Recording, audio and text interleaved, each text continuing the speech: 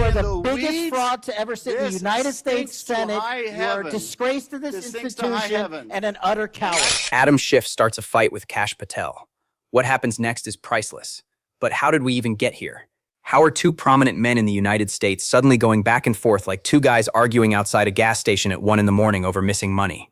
Because what started as another tense political hearing suddenly exploded once Patel started getting questioned about the FBI's criminal capture numbers and the growing accusations that certain arrests may have been exaggerated for headlines. And the deeper reporters started digging into how the FBI actually tracks dangerous criminals, the stranger this entire story started getting. Because by the end of this video, you're going to understand why people online are now asking a terrifying question. Was this whole thing more about optics than actual law enforcement success? My colleague Ken Delaney and I had been working on this for a little while, and then we'd been hearing tips for some time that the statistics that Kash Patel sometimes mentioned, they said were juiced or inflated unfairly and intentionally. And while we were working on this, Kash Patel is brought before the Senate to answer questions. And instead of answering those blistering questions, he waves a black placard in the air and says, this is the proof that I'm really running this agency quite well. And this is the FBI under my leadership, and started to cite these same statistics that we have been hearing were bogus. We began sort of concretizing our work, re-corroborating, going back to sources, and the two big findings were these. One, that the FBI has begun counting arrests, particularly immigration agents' arrests, whenever FBI agents are present or simply, assisting. This is where this reporter started pulling the thread that made the entire situation spiral publicly. Because the FBI immediately started celebrating these huge criminal catches online, like they had just captured the final boss in a video game. Except this investigative reporter quickly pointed out something weird.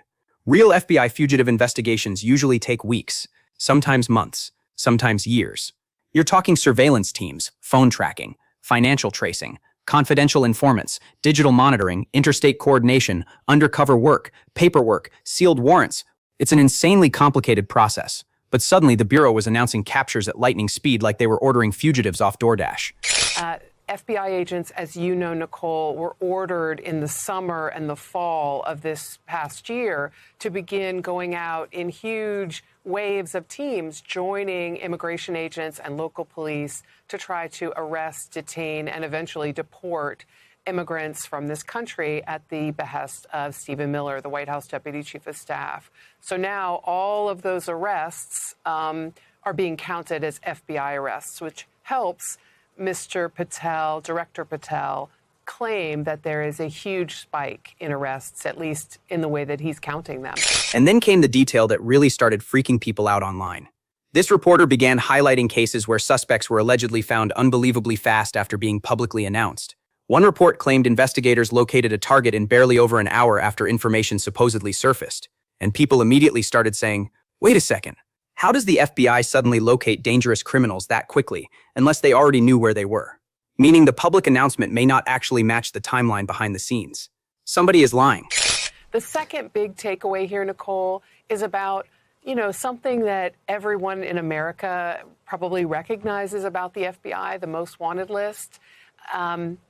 This is supposed to be the 10 people that are the most dangerous villains in the world, and that we've been hunting for them for possibly years. What my colleague Ken Delaney and I found in reviewing those, based on good information from sources, was that 4 of the 8 people that Kash Patel says were arrested from that fugitive list, that most villainous group, 4 were added within a month of actually being captured. And one of them was arrested in an hour and 13 minutes after being put on the list. As sources told us, these kinds of operations to seize dangerous fugitives don't happen in an hour and 13 minutes or even in 24 hours.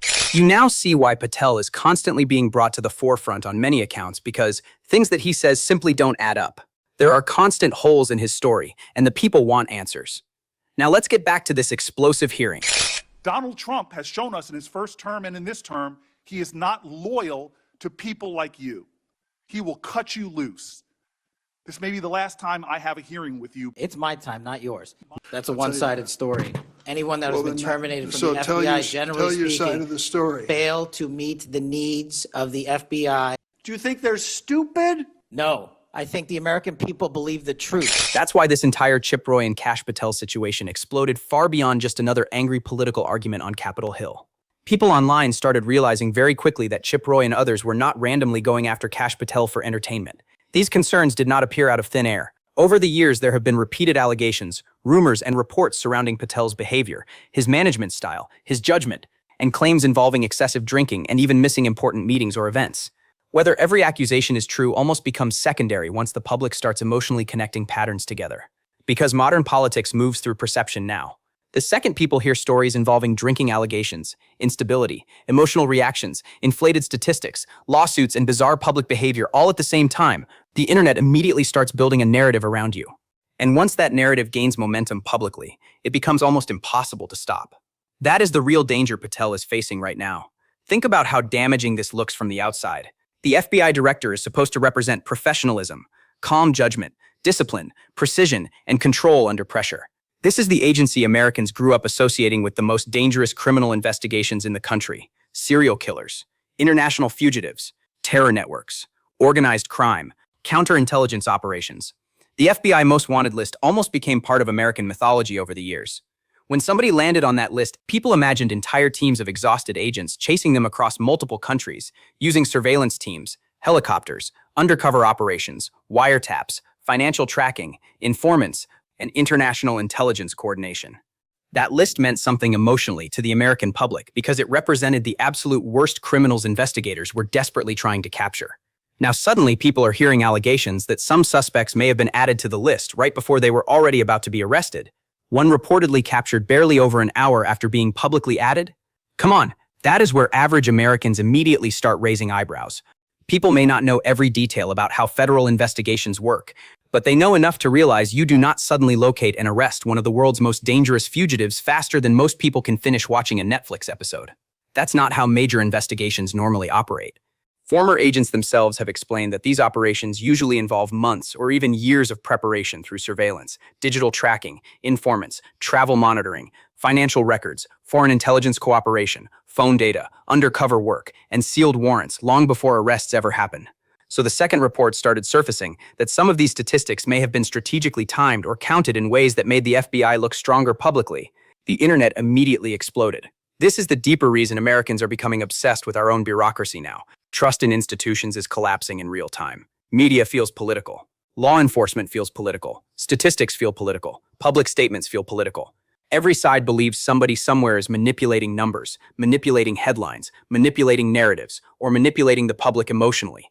So when allegations emerge that the FBI may have inflated arrest numbers or adjusted the way arrests were counted to create stronger public optics, it taps directly into a much larger national anxiety. The fear that everything is becoming branding instead of reality. That is the real story underneath this entire debate. This is no longer just about Kash Patel personally. It's about credibility collapsing publicly. Because once Americans begin believing institutions are engineering optics instead of simply telling the truth directly, every future announcement immediately starts sounding suspicious. Every press conference feels scripted.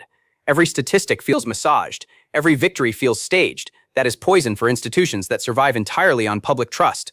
Patel also made the situation worse for himself because of how emotional and defensive he became publicly, while all this criticism was building around him.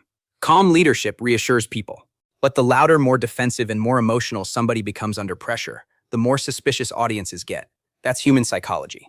Over time, Patel's public image has increasingly drifted away from disciplined FBI professionalism and more toward emotional political warfare, lawsuits, media feuds, aggressive reactions, stories involving instability, drinking allegations, claims involving missed appearances, public outbursts, heated interviews. Eventually, all those stories begin stacking together emotionally in the public mind, whether fair or unfair. Politically, this becomes extremely dangerous because the internet no longer evaluates public figures carefully. The internet creates emotional branding instantly. Once somebody becomes publicly associated with instability, emotional reactions, defensiveness, or dishonesty, every future clip becomes evidence supporting that narrative automatically. A raised voice becomes proof. A strange statistic becomes proof. A delayed response becomes proof. Everything starts feeding the machine. The FBI itself may actually be taking the biggest reputational hit from all of this, because the Bureau historically depended on the image of professionalism above politics. Americans were supposed to believe FBI investigations were built on evidence, not public relations campaigns, facts, not branding, precision, not performance. But now people increasingly feel like federal agencies are being dragged directly into the same emotional social media ecosystem as everybody else. Viral clips, headline battles, narrative warfare, public image management. And once institutions start looking like they care about optics as much as actual public safety, trust erodes incredibly fast. That's why this debate spreads so aggressively online. People are mentally exhausted. Every institution feels unstable now. Every week, another story emerges where Americans feel like they're watching powerful people fight over headlines instead of solving real problems. Deep down, people are terrified by the possibility that the systems designed to protect the country are now operating partly like political marketing campaigns. The craziest part is that none of this even requires some giant conspiracy theory anymore for trust to collapse. That's what makes this situation so dangerous. Public confidence erodes slowly through repeated moments that simply feel wrong emotionally. Strange timelines, weird statistics, defensive reactions, contradictory explanations, aggressive behavior. Over time, millions of people start saying the same thing simultaneously. Something about this doesn't feel right. Once the public reaches that point emotionally, institutions have a massive problem. That may be the real reason Chip Roy and others kept pushing Patel so aggressively. Not because they suddenly became FBI experts overnight. They understood something emotionally important. Americans are now watching every institution in this country through the lens of trust. And right now, trust may be collapsing faster than any arrest statistic can repair.